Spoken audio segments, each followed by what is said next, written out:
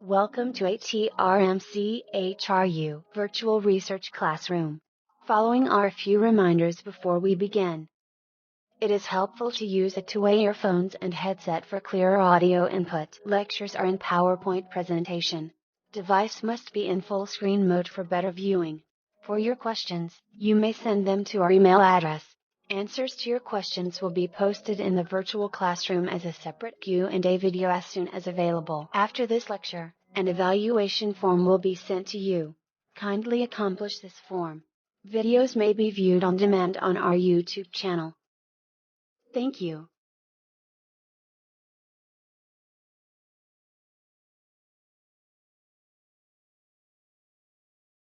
Today, we will discuss on the standard format for original articles. Our speaker is Dr. Raneil Joseph Bautista, Chair for Research and Development of HRU. To introduce our speaker, here is Dr. John Michael Mendoza, Assistant Chair for Research and Development of HRU.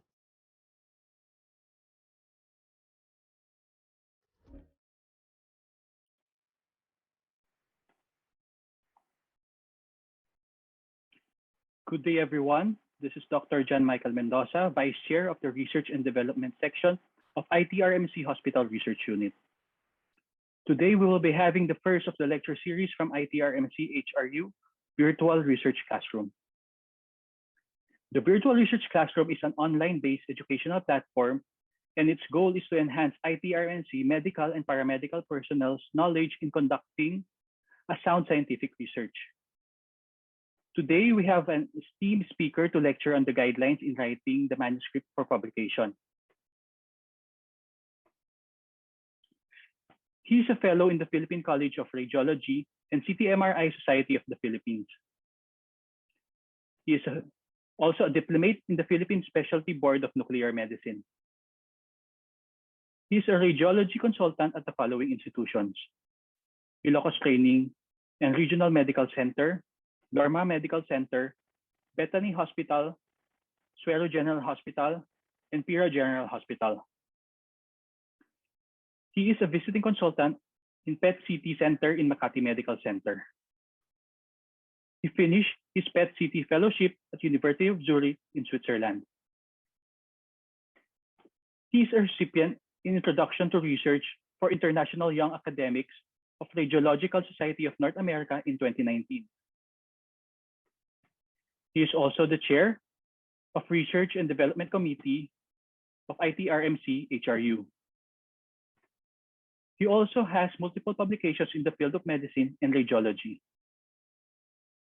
And without further ado, let us welcome our very own Dr. Raneil Joseph Bautista to lecture on the guidelines in writing the manuscript for publication.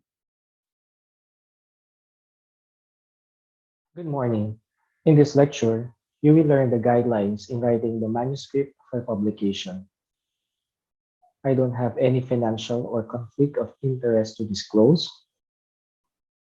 Here is my humble profile, and I would like to thank the moderator for introducing me well to my virtual audience. For the flow of my lecture, first I will introduce and briefly describe the types of scientific paper in medical journal, followed by an in-depth discussion on the standard format of original articles.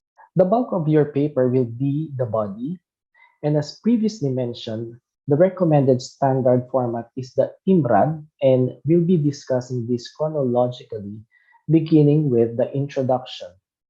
This section aims to introduce a specific topic and to stimulate the reader's interest, leaving a positive initial impression so that readers will be motivated to read the rest of the paper. It is placed at the beginning following the abstract. As previously mentioned, some types of short papers, such as case reports, commentaries, and other paper categories, may not have an introduction. The introduction can be divided into two components, namely background information and purpose. Background information aims to provide the reader with sufficient background information about the topic to be investigated or discussed. That is, it introduces the topic to the reader. It should include a brief summary of what has already been done by others, supported by limited number of relevant references, and care should be taken not to miss out important previous work. Editors and reviewers like to see that you have made a systemic and comprehensive review of the literature, and that you should refrain from extensive critique of others' work in this section. The nature of a problem and its potential significance should be highlighted. The background information usually starts with more general and broad-based facts and then moves on to specifics. In the introduction, you should also be able to inform your readers the purpose of your study and how it relates to previous work. It should be precisely stated at the end of the introduction section. It should also provide information about how hypothesis, clinical or investigative observation, idea or modification for a procedure came about, either from your personal thoughts and experience or from referenced work by others. It should highlight any new, different, or special aspects of what you aim to undertake in your study. Why? Obviously, because editors will not be interested in publishing, and the reader will not be interested in reading studies that are merely repetition of what had already been done by others.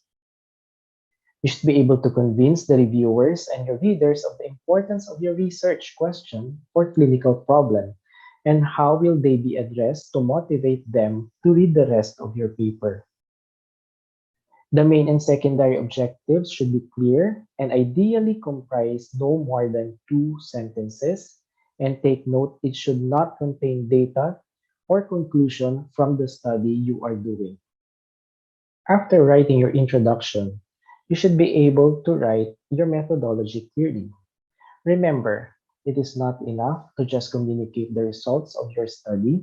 It is equally important to explain clearly how you conducted your study and the process by which you arrived at your results.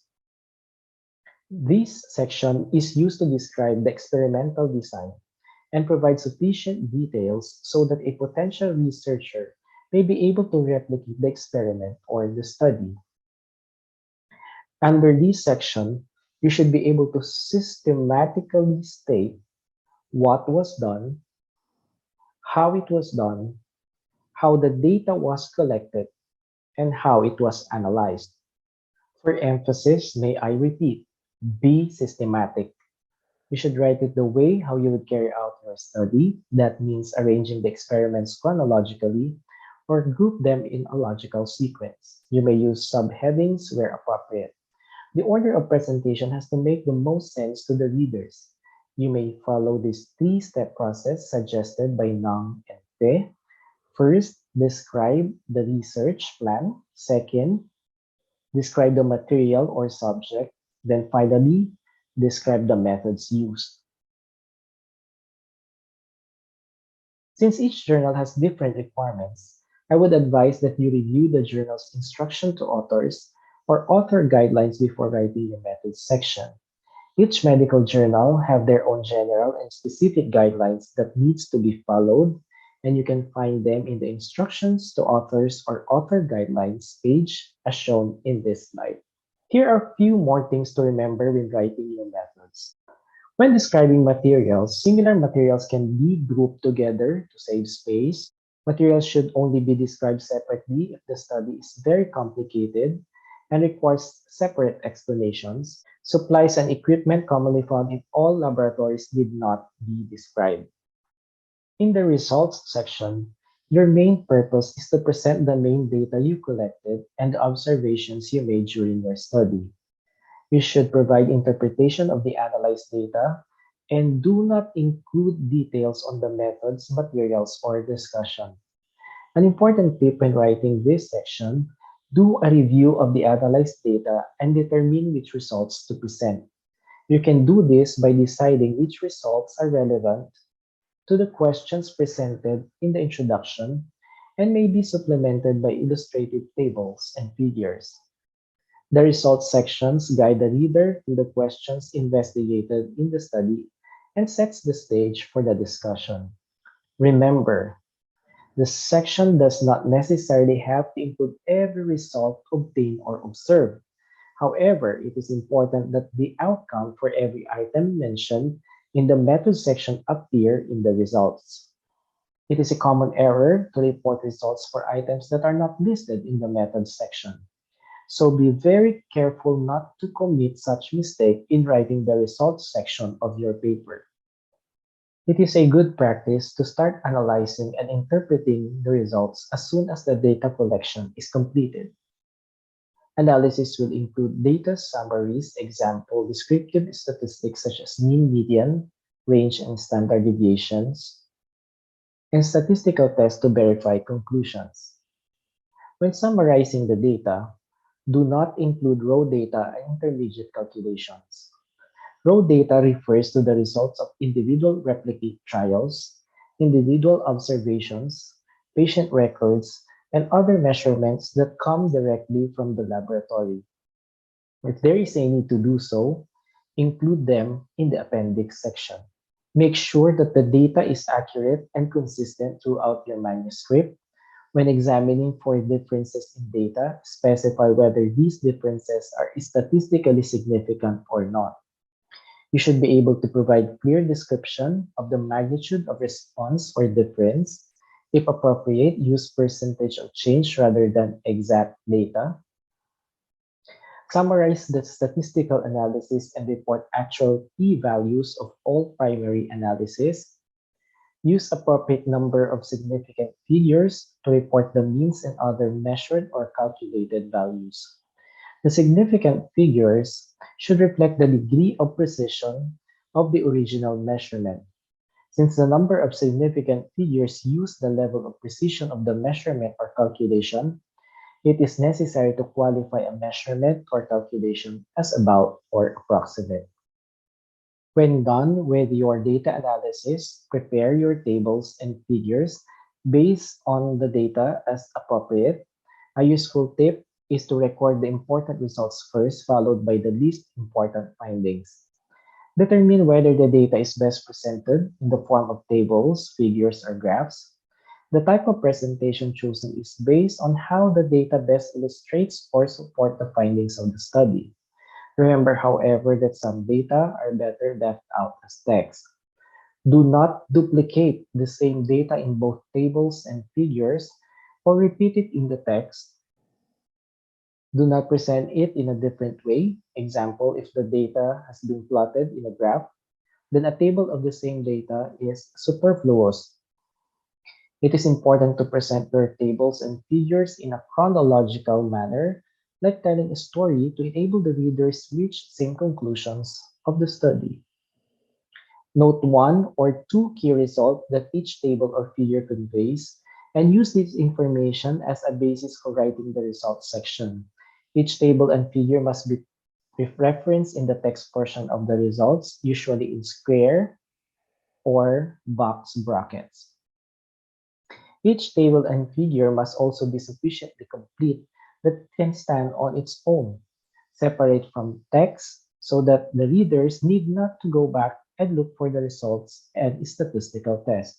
Tables and figures should also be numbered consecutively in the same sequence they are first mentioned in the text. And remember to give proper heading, caption, or legend for each table and figure. Place the heading above the table and caption below the figure. The caption with any table or figure should be succinct but include all pertinent information. Introductory sentences are very important in the results section, and it should tell the objective and rationale behind the experiment. Thus, common ways to start new paragraphs are in order to determine whether, and so on. Results from previous experiments suggest that, thus in this study, and so on. As the results section presents observations that have been made, it should be written in past tense. This is a common error, especially to new researchers, so take note, results, past tense. This section should not be combined with the discussion unless the journal to which the article will be submitted has a specific house style that combines both results and discussion into one subheading. This slide shows the common errors that you should avoid in writing the results section of your manuscript, and they are as follows. and we should be avoiding this. The discussion comprises the last component in the Imrad system, but is considered the heart of a paper. The purpose of this section is to provide the interpretation of the results obtained, explain the implications of findings, answers the question posed in the introduction, and explain how the results support the answers as well as how the answers fit with the existing knowledge on the topic. This also provides a platform to explore the challenges and limitations faced by the study and ways in which future studies can be improved. This is a critical part of the scientific paper as it places the particular study within the broader context of how the research contributes to improving diagnosis, treatment, or patient care. Most authors may find this section difficult to write, especially when there is no fixed format. Nang NP provided an outline of 8 important components that will help author to organize his thoughts, decide what to include in the discussion, as well as the flow that the storyline should take. Highlighting new and important findings, we should highlight the aspects of the study that are original, not conducted in other studies. Possible mechanisms or explanations for the new findings should be explored and do not repeat in detail data material that have been already presented in the introduction or results section. Presenting the principles, relationship, and generalizations derived from the results. You should describe the principles and relationship drawn from each major finding. Discussion of each finding should be logically organized. First, stating the answer, then the relevant results, then citing the work of others who have made similar findings. If necessary, reference to a figure or table can be made to support the story. Corroborating with previous work. An extensive literature search must have been done prior to starting your study so that you will have a good grasp of the research that has already been done on your chosen topic. In the discussion, you can then compare and contrast your results and interpretations with previous major and relevant published work of others. Conflicting findings from other published work should be highlighted and possible reasons for the differences discussed. Summarizing the implications of current work. Main implications of the findings, regardless of statistical significance, should be summarized in this section. Any possible clinical and scientific applications for the findings and their implications should also be discussed. Identifying contradicting and unexpected findings. Any contradicting or unexpected findings should be discussed and evaluated. When the results differ from what was expected, the discrepancy should be explained, stating the limitations of the methods used. You should identify potential limitations and weaknesses of the study methodology and comment on how they affected the accuracy in the interpretation of results. You should honestly state how these limitations may have influenced the validity of the findings and their interpretation. Providing a concise conclusion. You should end with a conclusion summarizing the main points of linking them to the objectives of the study. You should try to keep the conclusion focused on the main question addressed in the study. It should be carefully written as many readers will read this part first, only if the take home message is clearly stated. And interesting, would the readers be more likely to read the rest of the paper in detail? Suggesting further areas of research. You can provide recommendations for further areas of research. You may propose a specific further study if that will serve some purpose, but general statements such as "this problem needs more study" should be avoided. Thus, you should be explicit in proposing the kind of study that will best take the research further. Once you have organized the components, you can proceed to writing your discussion. The first sentence of discussion is relatively straightforward, summarizing the main findings of your research. You can start your sentence with, "In this study, it was found that," then proceed to write a brief essay on the components of your study until conclusion is drawn. Remember to use same key terms, the same verb tense, that is present tense, and same point of view that was used when posing the questions and hypotheses in the introduction. Redundancy between the results and the discussion must be avoided. Keep it brief and clear. It is not a place for flowery and colorful descriptions or analysis. Side issues should be avoided as these tend to obscure the main message. The last sentence of the discussion section is the most important sentence of the entire article as it contains the parting message that the reader will take home with. There are four common types of last sentences according to Nang and Pe, which you may encounter depending on the findings and implications derived from your study. These are as follows. Another puzzle solved for conclusive findings or results and is usually stated as we conclude that medication X is useful in the treatment of disease Y. Perhaps, possibly, for findings with implications to or providing probable explanations to the hypothesis, and may be stated as taking daily dose of ascorbic acid is likely helpful to prevent being infected with COVID-19 pneumonia, or the risk of developing brain cancer indicates that the routine use of mobile phones cannot be recommended.